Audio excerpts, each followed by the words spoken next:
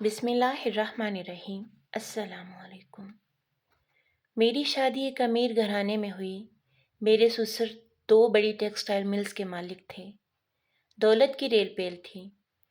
دنیا کی ہر آسائش میسر تھی۔ میرے شوہر ان کی اکلوتی اولاد تھے۔ میں اپنی قسمت پر نازاں تھی۔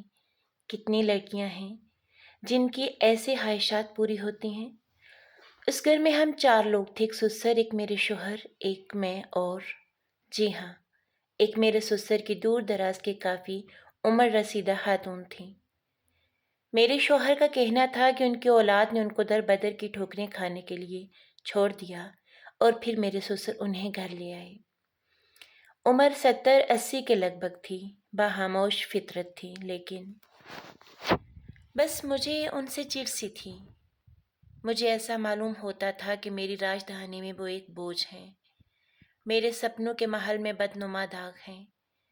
میں دبے دبے لفظوں میں اپنے شوہر سے ان کو گھر سے نکالنے کا کہتی، لیکن یہ تو میرے سسر کا فیصلہ تھا۔ میرے شوہر کا کہنا تھا کہ ان کے گھر میں دولت کی ریل پیل اور برکات اماں کو پناہ دینے کے بعد شروع ہوئیں، اور ابو کبھی بھی یہ بات نہیں مانیں گے۔ پھر اچانک میرے سسر کا ہارٹ اٹیک سے انتقال ہو گیا۔ میرے شوہر تمام دولت کی تنہا وارث بن گئے اور میں اس عظیم وراثت کی ملکہ عالیہ بن گئی۔ میرے ناز دیکھنے والے تھے، زمین پر تو میرے پاؤں ہی نہیں پڑتے تھے۔ کچھ دن کے بعد جب خمار کم ہوا تو پھر میری سوئی اماں پر اڑ گئی۔ روز شوہر کے کان بھرتی، جو رفتہ رفتہ جھگڑوں میں تبدیل ہو گئے، اور ایک دن شوہر نے بھی میرے آگے ہتھیار ڈال دیے۔ میں نے اگلے دن صبح اماں کو صاف صاف جواب دے دیا۔ وہ خاموش تھیں، لیکن آنکھوں میں آنسو تھے۔ پھر وہ کچھ بتائے بغیر گھر چھوڑ کر چلی گئیں۔ میرا اور ان کا کوئی مقابلہ نہ تھا، لیکن میں یہ یک طرفہ مقابلہ جیت چکی تھی اور فتح کے نشے سے سرشار تھی۔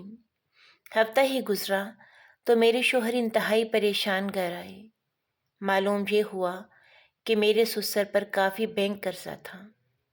اس کے علاوہ لوگوں کا ادھار بھی تھا۔ چائنا کا ٹیکسٹائل انڈسٹری کے مقابلے میں آنے سے کاروبار بھی کافی متاثر تھا۔ جلد ہی ایک فیکٹری بیچنی پڑ گئی، لیکن میرا دل اب بھی مطمئن تھا کہ کاروبار میں اتار چڑھاؤ تو آتے رہتے ہیں۔ مہینہ ہی گزرا تھا کہ دوسری فیکٹری بھی بیچنی پڑ گئی۔ بینک نے اپنے قرضے کے بدلے مکان فروخت کروا دیا اور ہم ایک چھوٹے کرائے کے مکان میں منتقل ہو گئے۔ میرے شوہر نے بچی کھچی آمدنی سے ایک چھوٹا اسپننگ یونٹ خرید لیا اور اس طرح زندگی کا پہیہ چلنا شروع ہوا۔ میری سب شاہانہ عمارت زمین بوس ہو گئی۔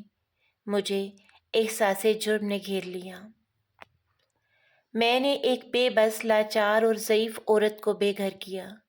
میرا اپنا سپنوں کا محل بکھر کر رہ گیا، اور یہ زوال اماں کے جانے کے بعد ہی شروع ہوا۔ مجھے اپنے سسر کی بات درست معلوم ہونے لگی۔ جس طرح عروج اماں کے آنے سے شروع ہوا تھا، اسی طرح اماں کے جانے سے رخصت ہو گیا تھا۔ ہم کو سمجھنا چاہیے، گھروں میں بزرگوں سے ہی برکت ہوتی ہے۔ بزرگوں کی دعائیں ہی ہوتی ہیں جن کی وجہ سے گھر میں خیر و برکت ہوتی ہے۔ اللہ پاک بزرگوں کا سایہ ہمیشہ رکھے، آمین۔ ہمیں اپنے بڑوں کی عزت کرنی چاہیے، ان کی خدمت کرنی چاہیے۔ ان کی دعاؤں سے ہمارے گھروں میں برکت رہتی ہے۔ اللہ تعالی ہم سب کو ہدایت دے۔